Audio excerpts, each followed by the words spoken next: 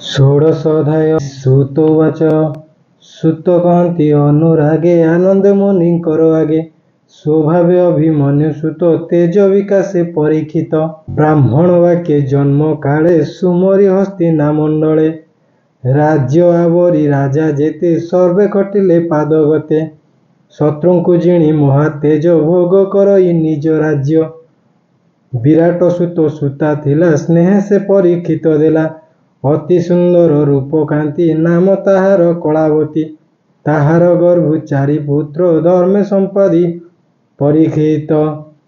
କୁମାର ଜନ୍ମେ ଜୟ ଆଦି ସକଳ ଗୁଣେ ସେ ପ୍ରସିଦ୍ଧି। ଆନନ୍ଦେ ରାଜା ପରୀକ୍ଷିତ ଯଜ୍ଞେ ବରିଲା ପୁରୋହିତ। ଗଙ୍ଗାର ତୀରେ ବେଦବାଦୀ ସାଧିଲା ତିନି ଅଶ୍ୱମେଧି। ଦକ୍ଷିଣା ଦେଲେ ମନ ପୁରୀ ଦିଗ ବିଜୟେ ବିଜୟ କରି। କଳି ଯୁଗକୁ ଏକ ଦିନେ ଦେଖିଲା ବେଳେ ଅବସାନେ। ଶ୍ରୁତ ଜାତି ନୃପ ସାଜେ ଲୋହ ମୂଷଳ ଘେନି ବିଜେ। ଅଗ୍ରେ ଗୋମିଥୁନକୁ ଥୋଇ ହୁଙ୍କାର ନାଦେ ପ୍ରହାରଇ। ତାହାକୁ ଦେଖି ନୃପମଣି ତତ୍କ୍ଷଣେ ଭୁଜ ଧରି ଆଣି। ବନ୍ଧନ କଲା ବାହୁବଳେ ସେ ବୀର ଅବନୀମଣ୍ଡଳେ। ଏମନ୍ତେ ସୁତ ମୁଖ ଶୁଣି ସୈନିକ ଆଦି ଯେତେ ମୁନି। ଆନନ୍ଦେ ହୋଇ କୃତ୍ୟ କୃତ୍ୟ କହନ୍ତି ଶୁଣ ମୁନି ସୁତ। ସୈନିକ ଉବାଚ ବଣ ହେତୁ ପରୀକ୍ଷିତ ଦିଗ ବିଜୟେ ଉପଗତ। କଳିକୁ ଧରି ବାହୁବଳେ ବନ୍ଧନ କଲା କିବା ଛଳେ। ସ୍ୱଭାବେ ଶୁଦ୍ଧ ରୂପ ଧରି କପଟେ ନୃପଲିଙ୍ଗକାରୀ। ପାଦ ପ୍ରହାରିଲା ତାହାକୁ ବସୁତ କହିବା ଆମ୍ଭଙ୍କୁ। କୃଷ୍ଣ କଥା ରସ ବାଣୀ ଏ ଜୀବତରେ ଯାହା ଶୁଣି। ଶରୀର ବହି ମୋହ କଳ୍ପେ ଜନ୍ମ ମରଣ ବିଳାପେ। ଆୟୁଷ ଦିନୁ ଦିନ ତୁଟେ ଜଳ ଯେ ସନେ ଛିଦ୍ର ଘଟେ।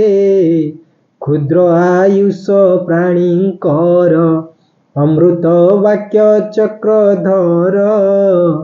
ଏଥୁ ପ୍ରାଣୀଙ୍କ ନାଶ ଅର୍ଥେ ମୃତ୍ୟୁ ପୁରୁଷ ଏ ଜଗତେ।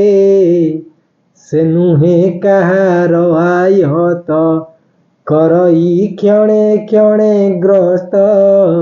ମୃତ୍ୟୁ ମୁଖ ନିସ୍ତାରଣେ ହରି ଭକତି ମନେ ଗୁଣେ। ହରି ଭକତି ସୁଧା ପାନେ ଅମୃତ ବିନୟ ବଚନେ। ଦିନ ହରନ୍ତି ଦୁଃଖ ସୁଖେ ତାହାକୁ ନାରାୟଣ ରଖେ। ସ୍ୱଭାବେ ମନ୍ଦ ବୁଦ୍ଧି ପ୍ରାଣୀ ନିଜ ଆୟୁଷ ନ ପ୍ରମାଣୀ। ନିରତେ ମନ୍ଦ କର୍ମ କରେ ତାର ଆୟୁଷ ଏ ସଂସାରେ। ଅଧେୟ ରଇ ନିଦ୍ରା ନାଶୀ ଦିବସେ ବ୍ୟର୍ଥ କର୍ମେ ଗ୍ରାସୀ। ହେମନ୍ତେ ମୁନିଙ୍କ ପ୍ରସନେ ସୁତ କହନ୍ତି ଅବଧାନେ। ଶ୍ରୀ ସୁତ ଉବାଚ ସେ ରାଜ ଋଷି ଯେତେବେଳେ ବସିଲା ହସ୍ତିନାମଣ୍ଡଳେ। ବିଶେଷ ଅର୍ଜୁନର ନାତି ରାଜାଙ୍କ ମଧ୍ୟ ଚକ୍ରବର୍ତ୍ତୀ। କଳି ପ୍ରବେଶ କଥା ଶୁଣି ଦିଗ ବିଜୟେ ନୃପମଣି। ତାର ସମାନ ନୃପଭରେ ସମର୍ଥ ନାହାନ୍ତି ସମରେ। ଉତ୍ତମ ରଥ ସଜ କରି ରଥେ ଯୋଚିଲା ଅଶ୍ୱଚାରୀ। ସମତୁରଙ୍ଗ ଘେନ ଯବ କେ କହୁ ଅଶ୍ୱରଙ୍କ ଭାବ। ଅଶ୍ୱଭୂଷିତ କଳଙ୍କାରେ ରବି ଉଦୟ କି ଅମ୍ବରେ। ରଥ ଉପରେ ହୀରା ଧ୍ୱଜ ପରୁ ବାହାର ମହାରାଜ। ଆବୃତ ଚତୁରଙ୍ଗ ବଳେ କେତାକୁ ସମ ମହିତଳେ। ଦିଗ ବିଜୟେ ବାହାରିଲା ଶବଦେ ଭୁବନ କମ୍ପିଲା। ସର୍ବନୃପତି ନେଇ ପାଶେ ମିଳେ ଉତ୍ତର କୁରୁ ଦେଶେ। ଭ୍ରାତସ୍ୱ କେତୁ ମାଳ ଜିଣି ଆଗେ ରାଉତ ମଧ୍ୟେ ଜିଣି। ସର୍ବନୁପ୍ରପୁରୁଷ ଆଦି ଜାଣିଲା ସକଳ ସମ୍ପାଦି। ସର୍ବନୁପ୍ରତି ଯା ଚରଣେ ଧନେ ଖଟିଲେ ଦାସ ବଣେ। କେତେ ହେନୁ ପ୍ରତି ତା ସଙ୍ଗେ କୃଷ୍ଣ ଚରିତ ବୀଣା ରଙ୍ଗେ। ପୂର୍ବପୁରୁଷଙ୍କର ବାଣୀ ତ ସେ ତାହାର ମୁଖେ ଶୁଣି। ଆତ୍ମାକୁ ରଖିଲେ ଯେ ମନ୍ତେ ଦ୍ରୋଣ କୁମର ଶାସ୍ତ ଗାତେ। କୃଷ୍ଣ ପାଣ୍ଡବ ବନ୍ଧୁ ଗଣେ ଭକ୍ତି କୃଷ୍ଣର ଯେ ଚରଣେ। ଦୁସ୍ତର ବ୍ରହ୍ମ ସର ବାଣ ଉଦର ଚକ୍ର ସଂହାରଣ। ଶୁଣି ସନ୍ତୋଷ ନୃପମଣି ଉତ୍ତମ ନବରତ୍ନ ଆଣି। ତାହାକୁ ଦେଲେ ପୁରସ୍କାର ରତ୍ନ କଙ୍କଣ ମଣିହାର। ଅଶ୍ରୁଲୋଚନ ଚକ୍ଷୁ ବୁଝି ପୁଲକେ ପୁରେ ରୋମରାଜି। ପାଣ୍ଡବ ସଙ୍ଗେ ଯେତେ ଭାବ ସଂସାର ସାଧିଲେ ମାଧବ। ରଣେ ସାରଥି ପଣେ ରଥେ ଯେ ବନବାସ ଘୋର ପଥେ। ରଣୁ ଉଦରେ ସଖା ଗଣେ ହସ୍ତିନା ରାଜଦୂତ ପଣେ। ଆସନ ଶୟନ ଭୋଜନେ ସ୍ନେହ ବାନ୍ଧବ ବନ୍ଧୁ ଜନେ। ଏ ଆଦି ଯେତେ କର୍ମ କରି ପାଣ୍ଡବ ସଙ୍ଗ ତେ ବିହରି। ସେ ଭାବ ଘେନି ଦୃଢ଼ ଚିତେ ଲଭିଲା କୃଷ୍ଣ ପାଦ ଗତେ। ପୂର୍ବପୁରୁଷଙ୍କର ଧର୍ମ ସାଧିଲା ଅନୁଦିନେ କର୍ମ। ସେ ପୁଣି ନିଜ କର୍ମ ବେଶେ ଲଭିଲା ଅଳପ ବୟସେ। ତାର ଆଶ୍ଚର୍ଯ୍ୟ କଥା ଶୁଣି ସୈନିକ କହେ ମଞ୍ଜୁବାଣୀ। ଧର୍ମ ଯେ ଏକ ପାଦେ ବହି ତକ୍ଷଣେ ବୃଷ ରୂପ ହୋଇ। ଭୂମିକୁ ଦେଖି ଅନୁରୂପେ ବିଶ୍ୱାସ ମିଳିଲା ସମୀପେ। ସେବେନୁ ଅତି ଦୁଃଖେ ଦୁଃଖୀ ଆଦୋ ବଦନେ ଅଶ୍ରୁମୁଖୀ। ତାର ବଦନ ଚାହିଁ ଧୀରେ ଧର୍ମ ବୋଲଇ ପ୍ରିୟ ବରେ। ଧର୍ମ ଉବାଚ ହେବ ସୁନ୍ଦରୀ ସତ୍ୟ କହ ତୋର ବିସ୍ମୟ ମୋର ଦେହ। କିବା ତନୟ ତୋର ମଲା ସ୍ୱାମୀ ବାଜୁରେ ପ୍ରବେଶିଲା। ତାର ଶରୀରେ କିବା ବ୍ୟାଧି ସର୍ବୟ ଅନ୍ତରେ ଆଚ୍ଛାଦି। ବିଶେଷ ବଚନ ତୋହର ଏଣୁ ଏ ସ୍ୱଭାବ ଯେ ତାର। କିବା ତୋହର ମନେ ବ୍ୟଥା କି ନଷ୍ଟ ଅର୍ଥେ ତୋର ଚିନ୍ତା। ଏ ବଡ଼ ଦୁଃଖୀ ଦେଖି ତୋତେ ଦୟା ବସିଲା ମୋର ଚିତ୍ତେ। କିବା ତୋହର ପ୍ରାଣ ନାଶେ ସୁଖେ ବଞ୍ଚିବ ମାଂସ ଗ୍ରାସେ। କିବା ଦେବଙ୍କ ପ୍ରୀତି ଛଳେ ଯଜ୍ଞ ନହିବ ଭୂମି ତଳେ। ଯେବେ ନବର ଶିବେ ଦେବେ ଏଣୁ ଏ ପ୍ରଜା ନାଶ ଯିବେ। କିବା ପୁରୁଷ ନିଜ ନାରୀ ଉପେକ୍ଷିତ ପରଦା କରି। କିବା ବାଳକ ପିତା ମାତା ଛାଡ଼ିଲେ ତୋର ମନେ ଚିନ୍ତା। କିବା ବ୍ରାହ୍ମଣେ ବେଦବାଣୀ ସାଧିବେ ଦୈନ କୂଳେ ଆଣି। ଗ୍ରହ ନକ୍ଷତ୍ର ବନ୍ଧୁ ରାଜା କଳି ବିହିତ ଜନ ପ୍ରଜା। ନିଜ ଭବନ ଛାଡ଼ି ଅନ୍ୟେ ଛାଡ଼ିବେ ଦୁର୍ଗମ କାନନେ। ପ୍ରାଣୀ ଏ ଆନ ଆନ ସ୍ଥାନେ ଆସନ ଭୋଜନ ଶୟନେ। କରିବେ ପରିପାକେ ମତି ପର ଯୁବତୀ ଘେନି ରତି। କିବା ତୋହର ଗୁରୁତର ଖଣ୍ଡିଲା ଅବନୀର ତାର ଚରଣେ ତୋ ଉପରେ ଯେନେ ଭୂଷିତ ଅଳଙ୍କାରେ। ତାର ଚରିତ ଗୁଣ ଲୀଳା କିବା ତୋ ମନ ସୁମରିଲା। ତାର ବିଯୋଗ ତୋର ଚିତେ ଚିନ୍ତା ସାଗରେ ମୋହଗ୍ରସ୍ତେ। ଚିନ୍ତା ସାଗରେ ମୋହଗ୍ରସ୍ତେ ତାର ବିଯୋଗେ ତୋର ଚିତେ। ଏ ଆଦି ଯେତେ ଚିନ୍ତା ଭାର କହ ଅଭିମାନ ବ୍ୟବହାର। ଦେବେ ପୂଜନ୍ତି ତୋତେ ଭଲେ ଏବେ ଅବଜ୍ଞା କିବା କଲେ। କାଳ ବା ତୋର ଶୁଭ ହାରି ଯେଣୁ ଦିଶିଲୁ ହତଶିରି। ଧର୍ମ ବୃଷଭ ବାକ୍ୟ ଶୁଣି ଧରଣୀ କହେ ମନେ ଗୁଣି। ଧରଣୀ ଉବାଚ ବଭୃଶ ଯେତେ ପ୍ରଶ୍ନ ତୋର କହିବି ଶୁଣ ମନ ସ୍ଥିର।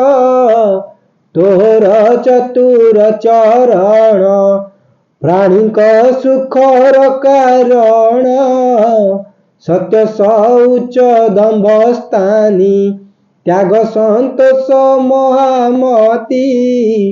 ତପ ସମାଧି ସମ ଦମ ପ୍ରତୀକ୍ଷା ଇନ୍ଦ୍ରିୟ ସଂଯମ।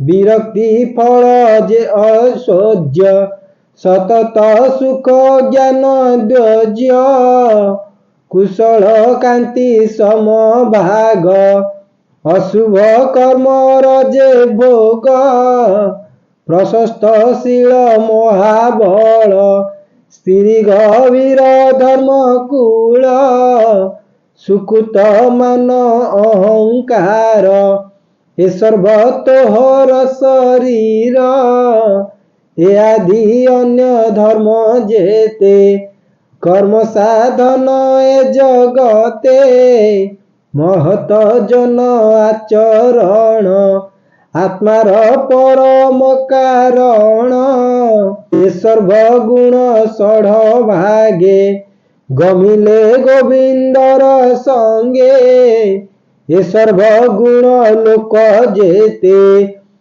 ସର୍ବେ ପଡ଼ିଲେ ମୋହ ଗତେ, ଏବେ ମୁଁ ଆତ୍ମାକୁ ସୁମରି, ଏ ସର୍ବଗୁଣେ ମନ ଧରି, ତୋର ଚରଣ ଭଗ୍ନ ଦେଖି, କାନ୍ଦଇ ହୋଇ ଅତି ଦୁଃଖୀ, ଦେବତା ଋଷି ପିତୃଗଣେ, ଯେ ବର୍ଣ୍ଣାଶ୍ରମ ଆଚରଣେ, ଏ ସର୍ବ ଧର୍ମ ଗଲା ଦୂର, ମୋତେ ଛାଡ଼ିଲେ ଚକ୍ରଧର, ବ୍ରହ୍ମାଦି ଦେବ ଦେବୀ ଯେତେ, ନିଶ୍ଚଳ ମୋହର ଅଗ୍ରତେ, ଯାର ଅପାଙ୍ଗ ମୋକ୍ଷ ସିରି, ଲଭିବି ବୋଲି ଆଶା କରି, କଠୋର ତପ ସାଧିବନେ, ପ୍ରସନ୍ନ ଯାହାର ଚରଣେ, ସେ ଲକ୍ଷ୍ମୀ ତେଜୀ ପଦ୍ମବନ, ଯାର ହୃଦয়ে ଲଭି ସ୍ଥାନ, ସେ ସ୍ଥାନେ ନ ରହେ ତା ମନ, ତାର ଚରଣେ କରେ ଧ୍ୟାନ, କଳି ବଞ୍ଚଇ ସର୍ବବେଳେ, ସେ ହରି ନିଜ ପୁରେ ଗଲେ, ତାର ଚରଣେ ଚିହ୍ନ ଯେତେ, ଧ୍ୱଜ ଅଙ୍କୁଶ ନିଜ ଗ୍ରାତେ, ସେବେଳେ ଅଳଙ୍କୃତ ଦେହି, ସୁଧ ସୁନ୍ଦର ବିରାଜଇ, ଯେଣୁ ଛାଡ଼ିଲେ ମୋତେ ହରି, ତେଣୁ ଦିଶଇ ହତ ଶିରି, ଅସୁର ଅକ୍ଷହିଣୀ ଭାର, ଉଶ୍ୱାସ କଲା ଯେ ମୋହର, ତାର ବିଯୋଗ ଯେ ବା କହି, ଏ ନର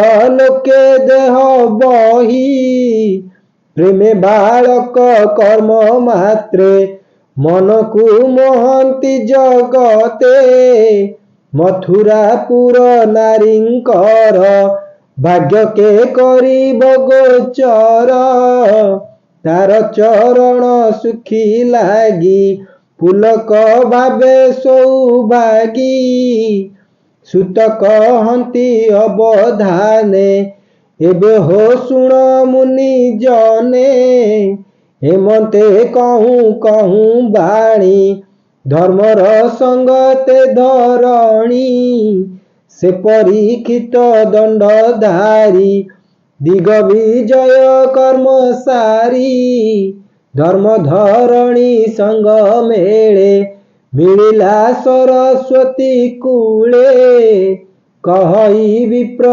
ଜଗନ୍ନାଥ, ପ୍ରାକୃତ ବନ୍ଧେ ଭାଗବତ, ପ୍ରଥମ ସ୍କନ୍ଧେ ଅର୍ଥ ଯେତେ, ଅମୃତ କୃଷ୍ଣର ଚରିତେ। ଇତି ଶ୍ରୀମଦ୍ଭାଗବତେ ମହାପୁରାଣେ ପାରମହଂସ୍ୟଂ ସଂହିତାୟାଂ ବୈଶାଖ୍ୟାଂ ପ୍ରଥମ ସ୍କନ୍ଧେ ଧର୍ମ ପ୍ରତ୍ୟୟ संवादे नाम षोडशोऽध्यायः समाप्तः।